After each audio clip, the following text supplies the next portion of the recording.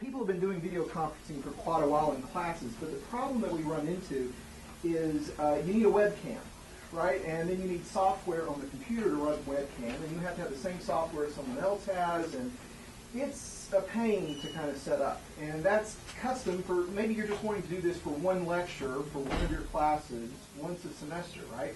So getting IT to come over and do all the things that you need just for that, and it may or may not work because you're just trying it out for the first time. So one of the nice things about using the iPad or the iPhone for this is it's really hit and run, right? It does what you need it to do for this particular thing.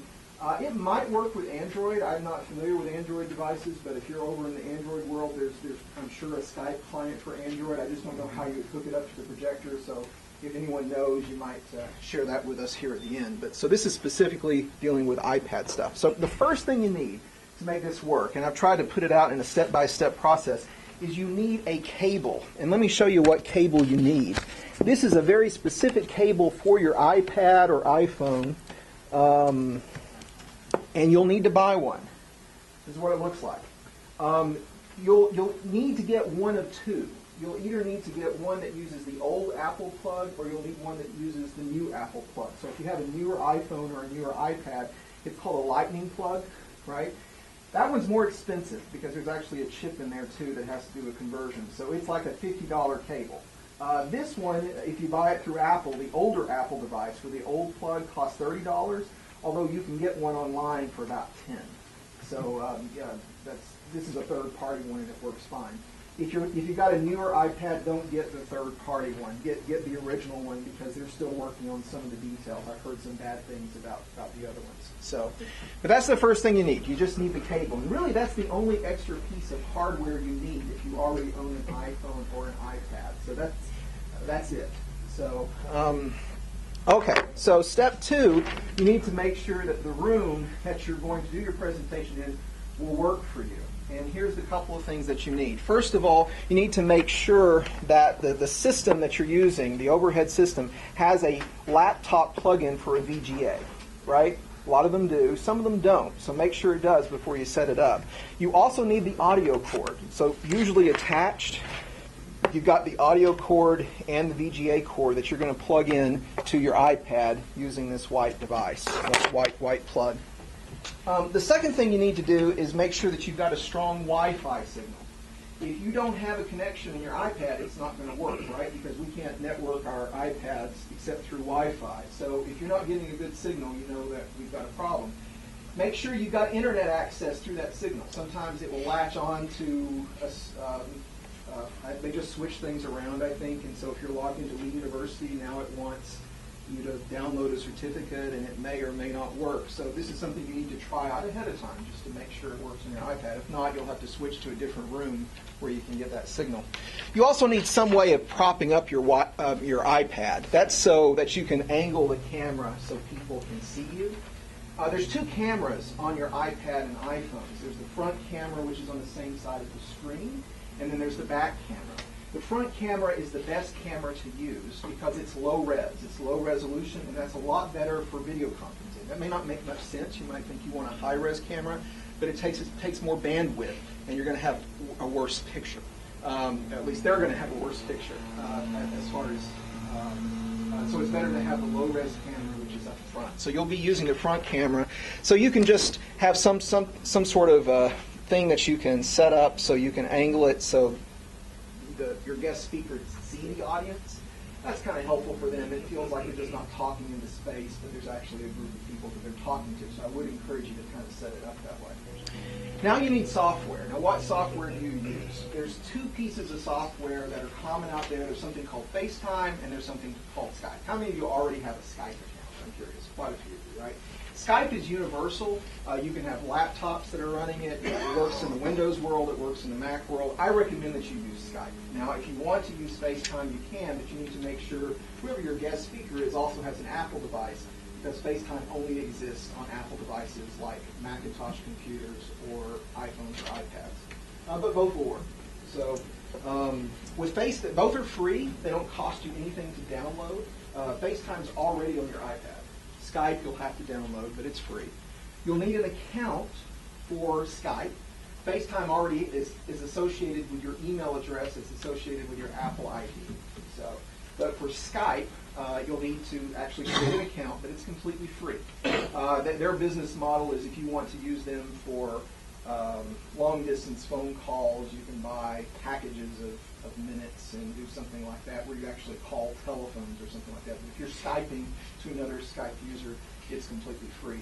I think Microsoft has bought out Skype, so they're the ones that own that service now anyway. So the next step, step 4, is whoever your guest speaker is, you need to exchange contact IDs. So if you're using FaceTime, that's going to be the email addresses that you exchange. If it's Skype, there's a very unique Skype user ID. So whatever you created for your Skype ID, I think mine's like, Trevor Milliron, really created. That's my Skype ID, so I have to give someone that Skype ID so we can connect. So you both want to interchange. You just don't want to give theirs. You want to give them yours, just in case there's some sort of connection problem, and that way both of you can be trying to connect. So, okay. Woohoo, there you are. Great.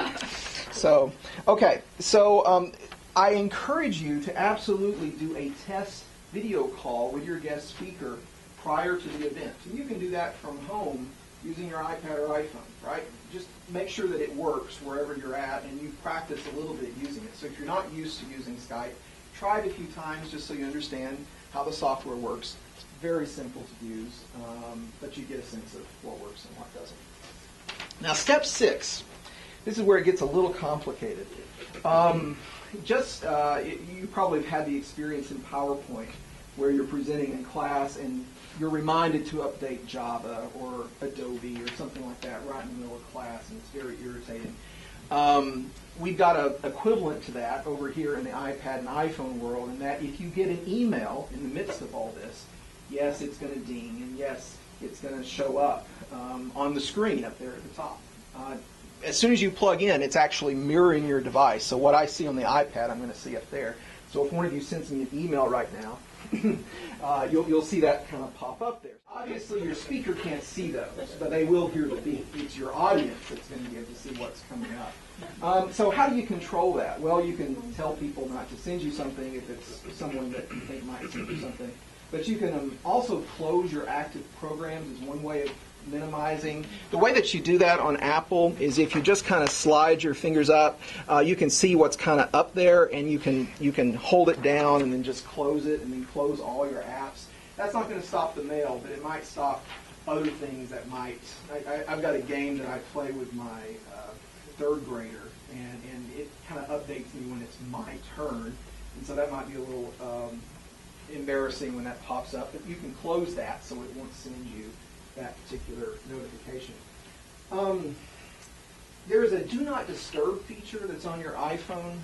I encourage you not to use that feature because that might interfere with your ability to get your phone call from Skype or, in other words, that I was trying ringing you and I was trying to get through and I couldn't get anything. I've had some problems when I've used that feature. So if you're sophisticated with your iPad, you can go in there and you can set settings, but if you don't want to chance it, don't mess with that particular one. Just live with a couple of interruptions that you might get.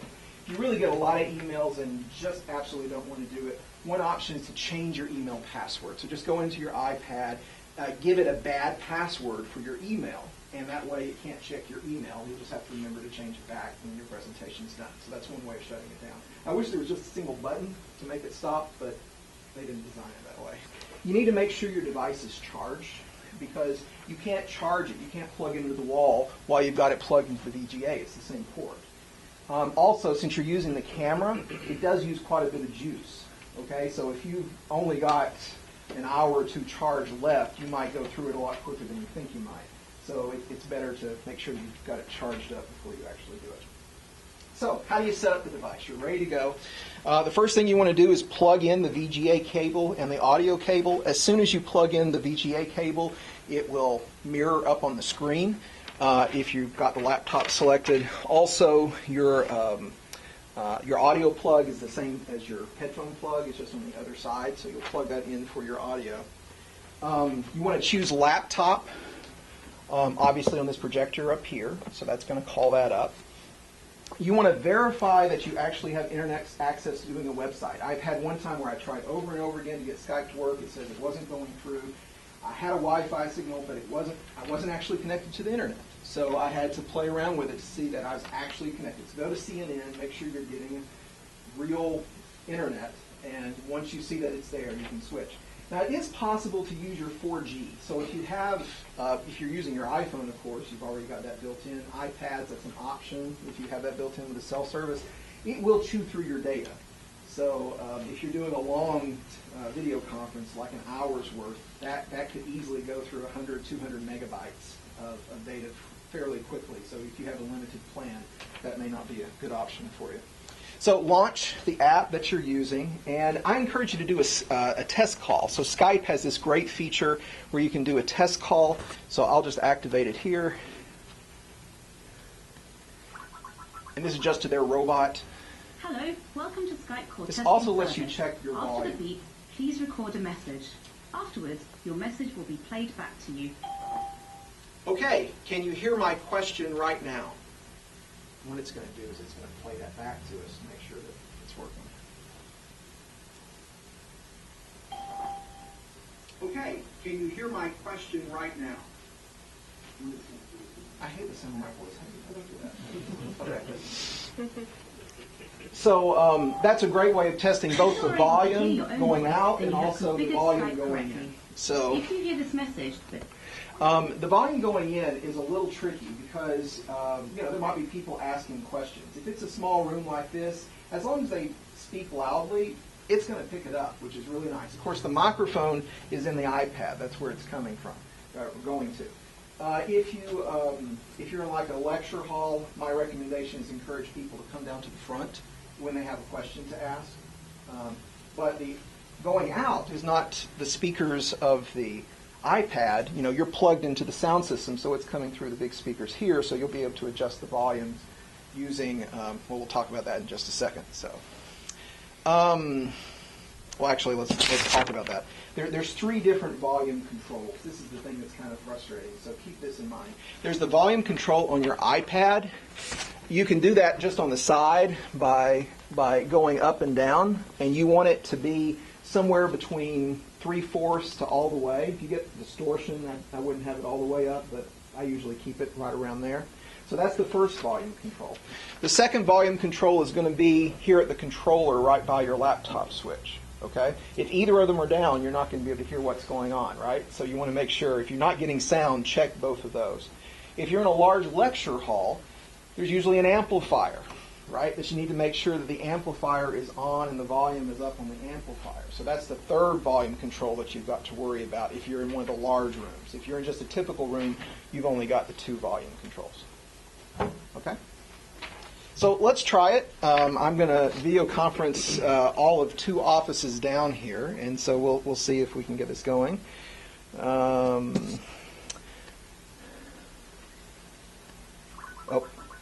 I made a mistake. I hit voice call. I didn't want a voice call. I wanted a video call. So let me go back here.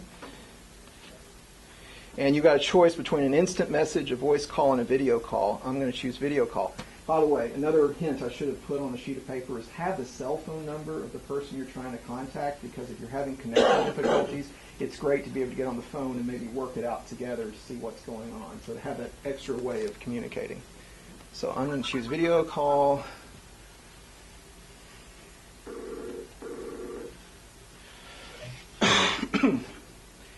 Now we can see us, and so I could angle that to catch as much of the audience as possible. A lot of times, hey, how you doing? Hi. Thanks for helping us today. No problem. Now what we're doing here is we want to make sure that if no video is coming through, it's typical that you hear the sound and no video because they haven't turned on the video access yet. There's a little button. So if you just hear them and you don't see them, say, please turn on your camera. There's usually a button for it right there on the screen. You've got one of those buttons, too, where you can switch from the front camera to the back camera to no camera. So if I wanted to turn off the video, especially if I was getting a lot of lag, I might do that to kind of get a smoother stream. But then she wouldn't be able to see anything. and then I can turn that back on to either the front camera or the back camera. By the way, you can also move this. So if this is like right in your face and you don't want it, just touch it and move it to wherever you need it, and that way it won't be distracting. Okay? I think we had a practice Russian student that was going to try something. Michael, you want to come here and talk a little bit? Want to practice some Russian? Of course. Can you see me? Да. Я тебя вижу. Ты видел меня? Да, я тебя тоже вижу. Ну как тебе дела? Очень хорошо. Очень хорошо. Сегодня. Today's a good day. Not to die, right? That's the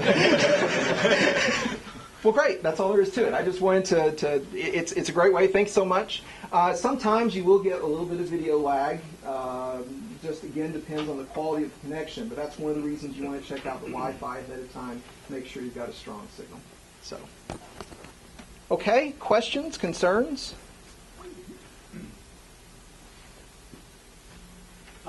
You can obviously, I mean, you can use it for more than just Skype. You can use it for other apps and things like that. Mm-hmm. But one thing we were trying to figure out, because one of us has the newer iPad, one of us has the older iPad, and then if you're using it for other apps, you're kind of tethered. So you can't necessarily take your iPad and walk around the classroom and, look at different things. Has anybody, I don't know if anybody knows, we were debating on whether or not there was a way to actually hook it up through an Apple TV. Right. To where everybody could just stream. I don't know if there's a way to hook an Apple TV up to a projector in any way, shape, or form, but we're just trying to think of different options.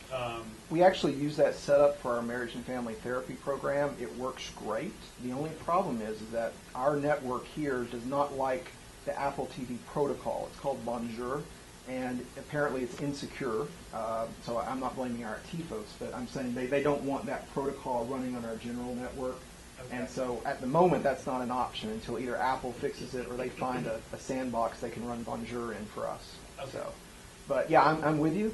One way that I found to kind of work around that, if you happen to be a multiple device person, if you have an iPhone and an iPad, you can use your iPhone as your display device and control it using your iPad. So you can be walking around using your iPad and doing all the things that you want to, and then displaying it on your iPhone, which in turn is putting it up on the screen. So you've got some possibilities for that. So, yeah. If you want to do the conference call, Skype can't do that video conferencing yet, can it, with multiple callers? Not the iPad app. Okay. So yeah, you do not have the option of conferencing in multiple people. You've only got one person. Video, can you do it with audio though? Could you do an audio conference call? I don't know. I haven't tried that. You can do it with FaceTime. FaceTime, I think, does allow having multiple people. Now, I've tried that a couple of times, and I've always hit pretty bad lag. I don't know whether you just have to have a really strong internet connection to kind of pull that off. So, questions, thoughts, ideas about pedagogy, about pulling this off? I mean, one thing I do, obviously, is get people to generate questions ahead of time, right, so I don't have dead time. If you're having problems, if you want to give this a shot but you still don't feel confident in it, just let me know. I'll be happy to walk you through it and maybe even come in and set it up for you if we can figure out a time that works. So, but that's all I have.